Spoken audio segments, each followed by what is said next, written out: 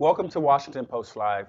I'm Eugene Scott, a national political reporter here at the Washington Post, and this program is part of our Diversity in the Workplace series. And my guest today is Laura Fuentes. She's the Executive Vice President and Chief Human Resources Officer at Hilton. Laura, welcome to the Washington Post Live. Thank you so much for having me, Eugene. So thrilled to be here with you today. Awesome.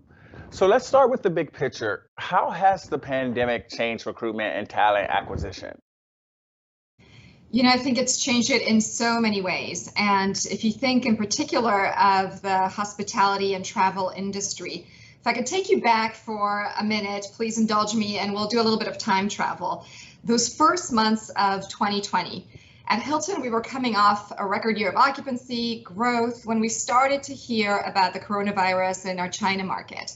We actually, from a culture perspective, had just been named the #1 best place to work in the US and had celebrated that.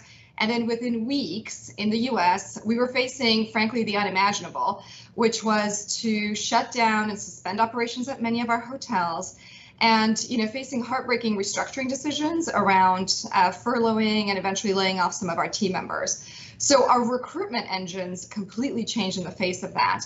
The first sort of strategy we had to think differently about from a recruitment perspective was actually to drive a reverse recruitment engine for our enterprise. So on a typical year at Hilton, we'll hire about 50,000 people into our ecosystem. And when that came to a grinding halt, we actually chose to leverage our recruitment team to help place our team members at other companies. And so we're seeing more transferability of some of our skills. And as heartbreaking as that was for us, imagining how we could support our team members and post jobs from the likes of Walmart, CVS, Amazon, to help our team members in this time of crisis was really important. And now fast forward, right, to 2021, where our industry at a minimum is hiring again, so are many others. The war for talent is fierce. The labor challenges are intense across industries.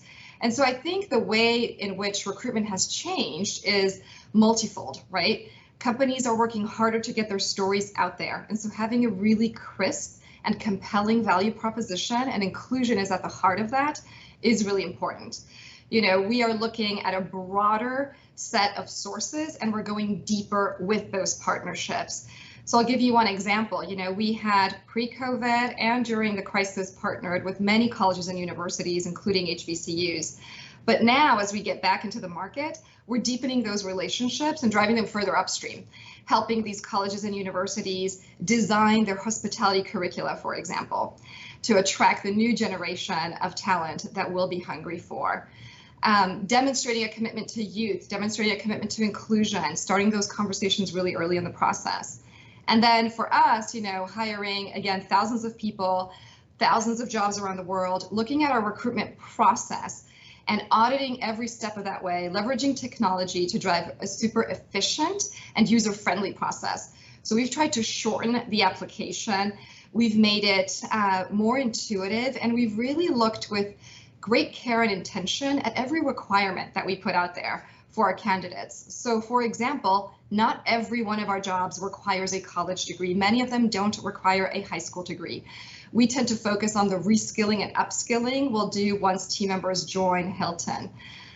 We've also experimented with many career fairs in our communities and same-day job offers to have a conversation with the right people at the right spot and tell those team members we want them to join right away. And obviously from an inclusion perspective, making sure that not only our pipeline of candidates is diverse, but that then the interviewers they meet with also represent the diversity that Hilton represents. So I think from a storytelling process perspective, and then the experience of candidates, making sure that you're really compelling, inclusive, and efficient. And then of course, once they join you, that you deliver on the goods that you've sold throughout that process. Great. So let's go back to the beginning of the pandemic. We know that about 4 in 10 U.S. jobs was lost during the COVID-19 pandemic, which obviously is still ongoing. But those jobs were lost in the leisure and hospitality industry. And can you talk a bit about the direct impact that had on Hilton's workforce? Yeah, I mean, as I mentioned, it was a truly difficult and devastating time, right? I mean, travel around the world came to a grinding halt. Our recruitment engine stopped. Many of our properties around the world suspended operations. Our corporate offices, like many others, went remote. And so during that time, we had to take a look at, frankly, our survival through the crisis. And knowing that our culture and our team members were at the heart of our business and always have been, we wanted to take deep care of them during this moment. And so establishing the resources that they would need, thinking very carefully about the necessary staffing levels that were required at our hotels, making sure that, what started as a healthcare crisis, as we know, and then had deep impact on our travel industry, forcing us to restructure in very challenging ways, ultimately evolved into a financial crisis, a crisis of racial justice in many parts of the world, including the US in particular, a healthcare, childcare crisis. And so we wanted to make sure that not only were we supporting our team members, no matter the impact to them, even if they were in the most extreme cases laid off or furloughed, but for those who were working with us, that we provided an inclusive, safe space, a psychologically safe space, a healthy environment, eventually a flexible and supportive environment. And so we propped up programs and support and resources at every step of the way to help our team members. And we solicited their feedback along the way. So we've always prided ourselves in being a culture that would ask our team members' input. And in fact, over our 100-year history and more recently, the last 10 years, we've spent a lot of time honing our programs and, our HR policies and the benefits that we offer based on the results of our team member survey, based on our external benchmarking. And so during this time, we leaned in harder than ever and went from an annual survey to quarterly surveys. We asked our people around the world, how can we better support you? And at a time where we might have given ourselves a pass on many things, that would have been the wrong answer, we leaned in and launched programs. As a result of the tragic murder of George Floyd, we launched a Courageous Conversation series to help our team members cope and advance the conversations around racism and sexism and inclusion in the workplace. We shared our diversity and inclusion commitments, our representation statistics, and our multi-year goals. Because while our recruitment had stopped, we knew it would come back, and we wanted to be very intentional in that recovery.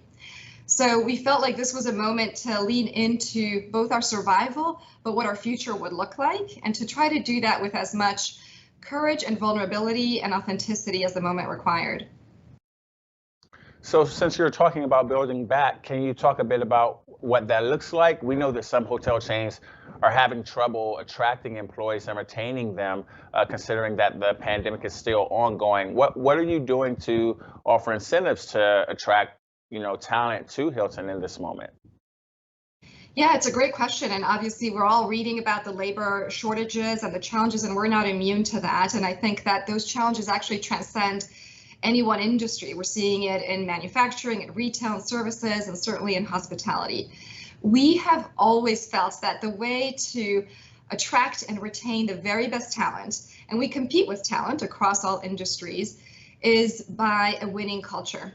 And so we have spent years building the foundations of a culture that will support our team members at every step of their experience with us.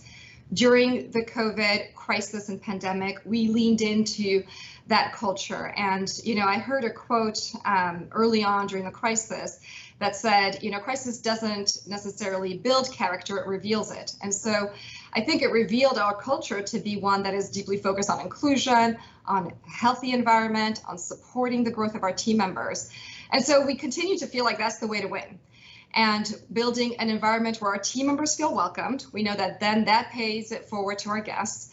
A team member resource environment that supports them at every step of the way, benefits that are competitive and compelling, the flexibility that they are asking for now, and making sure that we are solving for both our hotel team members and our corporate team members, and ensuring that flexibility, while it may look different, that we are offering, that benefit and thinking very creatively and intentionally about what that means for all of our team members.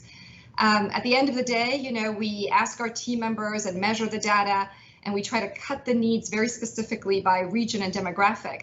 But ultimately, I think a lot of our team members are asking for the same thing, and the workers around the world, right? They want an inclusive environment, healthy environment, They want to achieve their potential and be in an environment that provides growth and learning, and ultimately feel connected to something bigger than themselves. So we lean into every aspect of that with our teaching programs, our reskilling, and that connection to our broader purpose, which has been with us for over 100 years.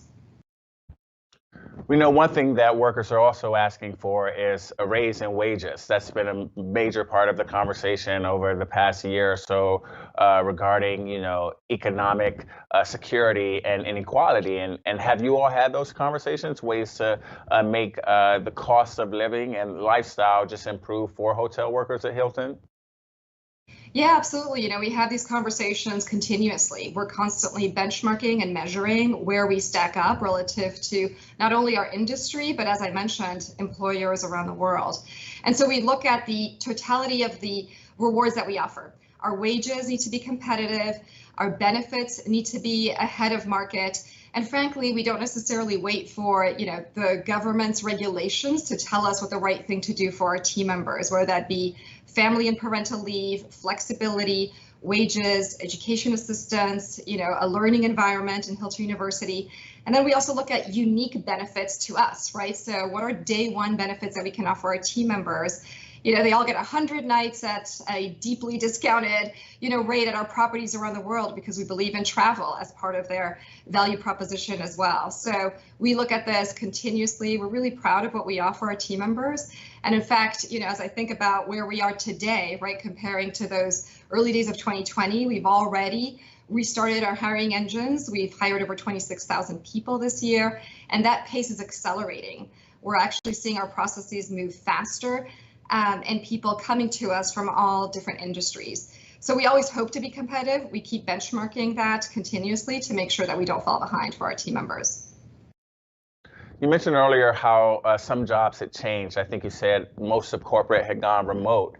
And we've seen that, so many hotel services have become digitized, contactless room check-ins and other, ways to travel and to be involved in a hotel experience.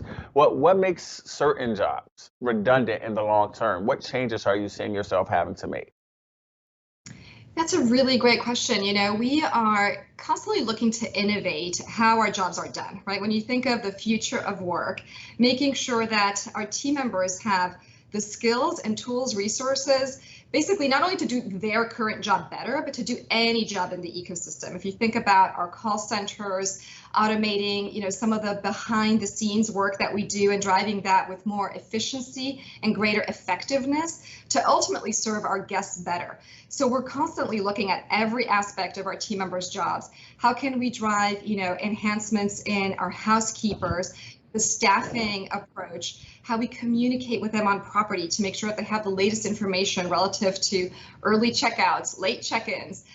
So that communication, that effectiveness at their jobs, and making sure that our focus from a university perspective and a learning and teaching is not only on upskilling, but on reskilling. And so thinking about the current jobs that they have and how those jobs might evolve and give them the tools to do any job in our ecosystem, any job at our properties. And frankly, we also want to continue driving some of that movement between our hotels and our corporate offices. And we see many of the careers of our longest standing and longest tenure team members sort of transcend both spaces. So that is our philosophy, is essentially hire the very best people and rely more on the apprenticeship and the on-the-job learning model to help them do any of the jobs that we will evolve in the future. Hospitality is continuously changing and innovating. And right now, honestly, we're all seeing, right, the future of work, testing things that might have been a trend pre-COVID are now becoming, really prevalent across the workers of the world. You talked about long-standing employees, and it would just be interesting to hear your thoughts on some of the topics related to employee wellness. How do you work with employees to build allyship and understanding in a company? Yeah, we do this in a couple of ways, right? We certainly, from an HR perspective, launch programs that we think will help scale these conversations around inclusion, around mental wellness. And so we put in place things like our Courageous Conversation series, our team member resource groups that operate around the world. We had recently launched an internal site sharing our diversity and inclusion story and our multi-year commitments publicly. We've also published a mental wellness hub with really a one-stop shop for all of the resources organized into categories. We've put out a wellness app for all of our team members. And so those are the things we do at scale for everyone that we design within, our industry, within our company, and sort of push out to our hotels and corporate offices. However, I feel like the work of inclusion, of building a healthy culture, it's not something that a company can or should outsource to HR. Right? It's not like we can magically flip a switch and build an inclusive and healthy culture. It's the work, I like to say, of many people and many lifetimes. And so we have spent enormous amount of resources and tools in empowering our leaders to drive these conversations. And we ask them to do, what we call the honesty audit. How inclusive are you? How diverse is your team? What are your knowledge gaps? Are you putting in place a healthy schedule and interaction model and practice for your team?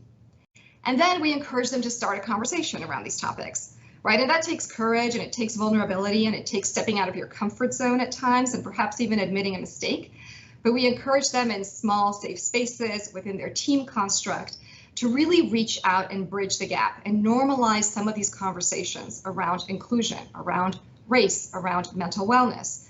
And then by doing that, hopefully, we can all scale and leverage the resources and drive real change, right? Because bold and courageous change requires the sort of honesty and soul-searching work of realizing where our gaps are, the willingness to rewire ourselves, unlearn bad habits, relearn new ones, to have an honest and safe conversation, and then to bring that forward at scale. So we're trying to do both of those pieces of work, both within our organizational and HR team, and then helping our leaders really advance the work throughout our organization. I want to talk for a moment about multi-generational workforces. We know in America there's been increased interest in making sure that work environments do have people from different aspects of life. We know different generations tend to value different aspects about work culture and even the social values of the company that they work for. So can you talk a bit about how Hilton is considering these values and expectations of an age-diverse workplace? Yeah, it's actually very cool. We do have 5 generations in the workplace right now. And in fact, at many of our hotels and corporate offices, we have multiple generations, sometimes of the same family, working on the Hilton team. And so we really honor this and celebrate it and respect that. As I mentioned, we look at our entire workforce and define diversity quite broadly, and we measure it quite broadly.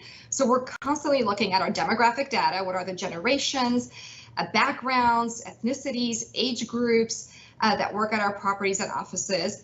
We look at the attitudinal data, right, from our surveys, and we look at the behavioral data. And how are people moving about? Who are we hiring? Who are we promoting? How are team members growing within our ecosystem? And while we certainly look at this internally and externally and notice certain unique trends amongst population, we also look at certain things that transcend all of our team members. And we've noticed increasingly that certain core needs and sort of core callings are common across geographies, across generations. And those are the need for inclusion, for health, growth, and a connection to a broader purpose. So while there's, I think, a big emphasis being placed now on the belief-driven, the employee-driven generation, those things have been true for us since our founding. Conrad Hilton, our founder, over 100 years ago, he believed that we could achieve world peace through travel. And I think that is so true today, right? Our vision is to fill the earth with the light and warmth of hospitality. And it has been for over 100 years. 10 plus years ago, we put in place our values, and those guide every aspect of our recruitment, of our talent development, of who we